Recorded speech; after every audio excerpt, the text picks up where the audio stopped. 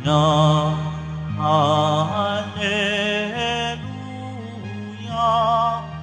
Hallelujah.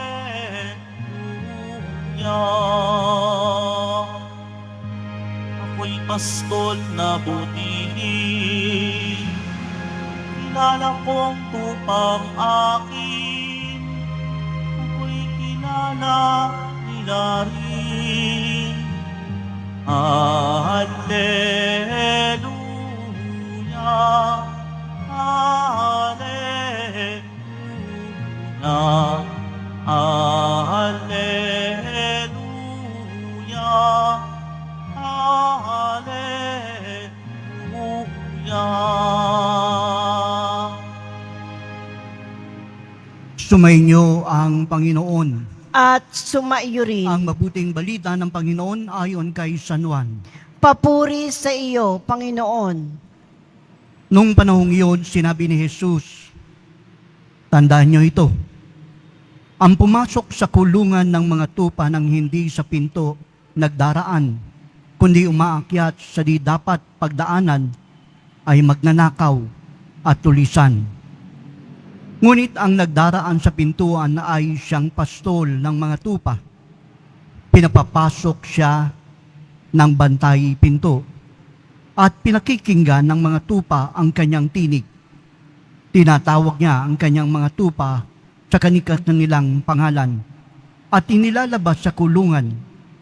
Kapag nailabas na, siya'y nangunguna sa kanila at sumusunod naman ang mga tupa sapagat nakikilala nila ang kanyang tinig. Hindi sila sumusunod sa iba, bagkus pa nga'y patakbong lumalayo, sapagat hindi nila nakikilala ang kanyang tinig. Sinabi ni Jesus ang talinghagang ito, ngunit hindi nila naunawaan ang ibig niyang sabihin. Kaya't muling sinabi ni Jesus, tandaan ninyo, ako ang pintuang dinaraanan ng mga tupa.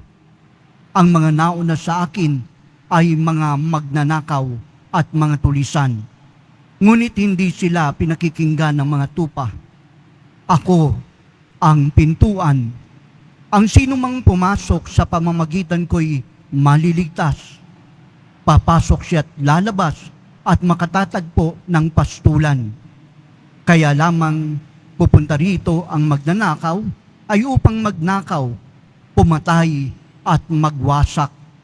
Naparito ako upang ang mga tupay magkaroon ng buhay, isang buhay na ganap at kasiyasiya.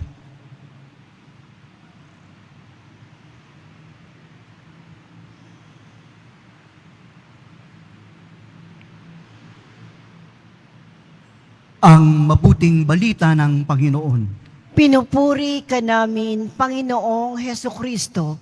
Magsiupo muna po ang lahat. Magandang umaga pong muli sa inyong lahat, mga kapatid. Kahapon po ay nagpahayag ang ating Panginoon at nagsabing, ako ang mabuting pastol.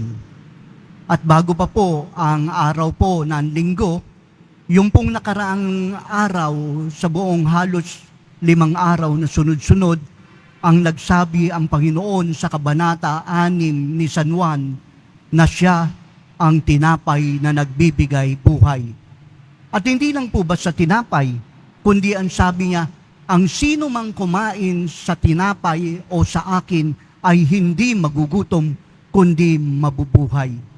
At ang sino mang uminom sa kanyang dugo ay hindi mauuhaw, kundi magkakaroon ng buhay na walang hanggan.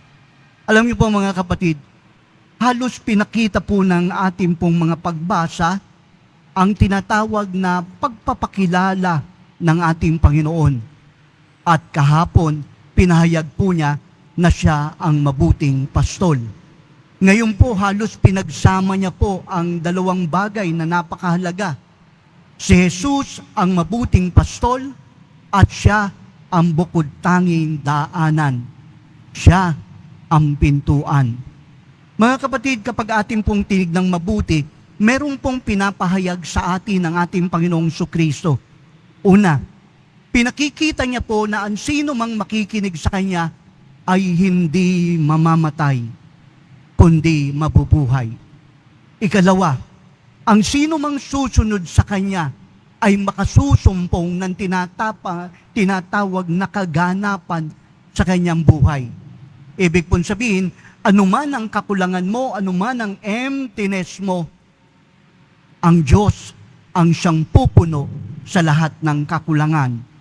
At ikatlo, kailanman hindi niya tayo iiwan at handa siyang magbigay at mag-alay ng kanyang buhay para sa kaganapan ng ating buhay na walang hanggan. Ito po yung pinakapuso ng ating pong mga pagdiriwang.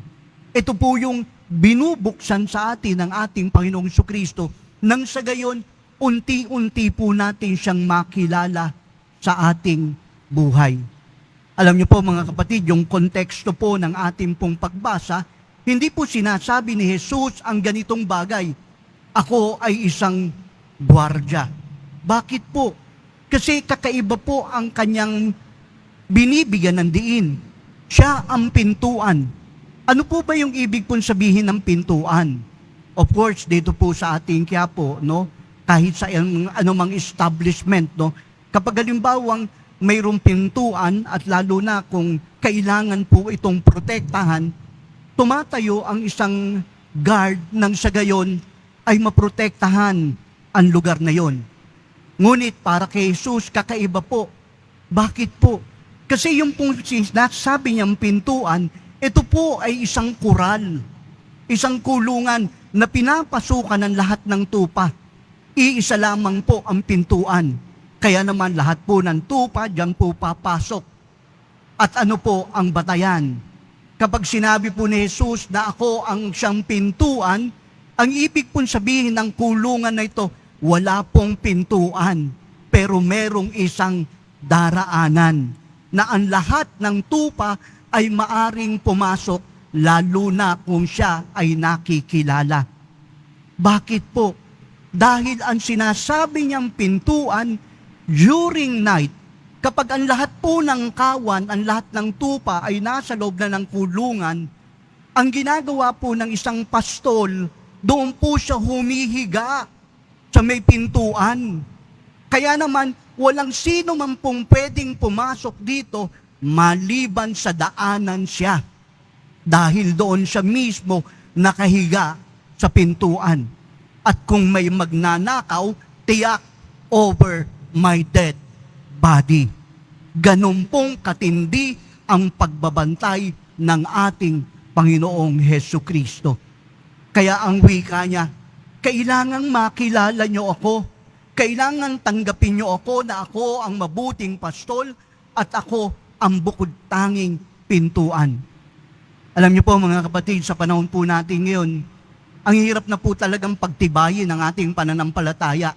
Bakit? Kasi ang daming pintuan na ating pong bibigyan ng pansin. Minsan ang mga pintuan pong ito ang siyang naglalayo sa atin. Tumingin ka sa social media, makikita mo ang napakaraming pintuan. Gantong pamamaraan, yayaman ka. Gantong pamamaraan, maabot mo ang iyong pangarap. Gantong pintuan ang pasukin mo at tiyak magiging successful ka. To the point ang mangyayari po sa atin, nakukumpare po natin ang ating sarili, kaya naman tayo po ay nalulungkot. Bakit po? Kasi every time you compare yourself with other people, you will always find somebody better than you. Kaya naman, saan ka papasok na pintuan? Ano yung pwede mong bigyan ng pansin?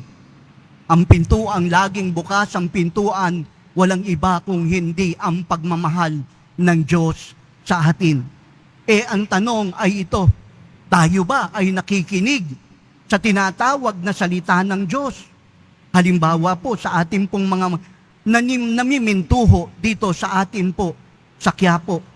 Kapag tayo po ba ay bumalik sa ating tahanan, meron po ba tayong sariling Biblia na pwede po nating basahin, balik-balikan at muling pakinggan ang salita ng Diyos? O alam po natin, opo, Father, alam ko meron po akong Biblia sa bahay. Pero sandali lang, Kung sasama kaya ako sa bahay nyo, makikita natin yung Biblia nyo. Baka sasabihin nyo, Father, dito ko lang nilagay yung Biblia ko pero hindi ko na makita. Kung ganon mga kapatid, ang katatagan ng ating pananampalataya at ang pagtubo po nito ay makikita natin sa pagpapahalaga sa salita ng Diyos. Kaya naman, every time we open our Bible, binibigay po sa atin kung ano ang kalooban ng Diyos sa atin.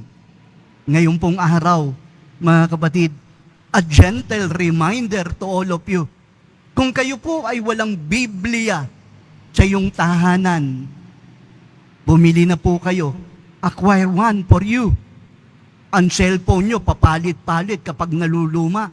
Ngayon, ang Biblia nyo, hindi naman naluluma kasi hindi naman nabubuksan. Kaya sa araw pong ito, isang napakagandang paalala ang pagbasang ito upang lubusan nating makilala ang mabuting pastol at ang bukod tanging pintuan ng ating kaligtasan. Open our Bible. Kung wala tayong Biblia, halina mga kapatid, magkaroon ng ating sariling Biblia nang ito po ay ating mabasa. Alam niyo po mga kapatid, madalas po tinatanong natin sa ating sarili, paano ko kaya maiintindihan ang pinagdaraanan ko? Kaya nga po kayo naririto Bakit po? Kasi kayo po ay handang magdasal, kayo po ay handang magsakripisyo. Nang sa gayon maunawaan nyo kung ano ang kalooban ng Diyos para sa inyo. Ang sabi po ni Saint Teresa ng Avila ay ganito, nais mong maintindihan ng Diyos. Nais mo siyang maunawaan. Ganito ang gawin mo. Sa iyong pananalangin, pagpasok mo sa simbahan, ipikit mo ang iyong mga mata nang mabuksan ang mata ng iyong kaluluwa. At doon sa iyong puso, makita mo si Jesus at doon mo siya kausapin. Sa araw pong ito, bago po kayo umalis, manikluhod, manahimik, ipikit ang ating mga mata at manalangin. Nang sa gayon, makausap natin ang mabuting pastol na siyang magpapapasok sa atin sa pintuan ng buhay na walang hanggan. Amen.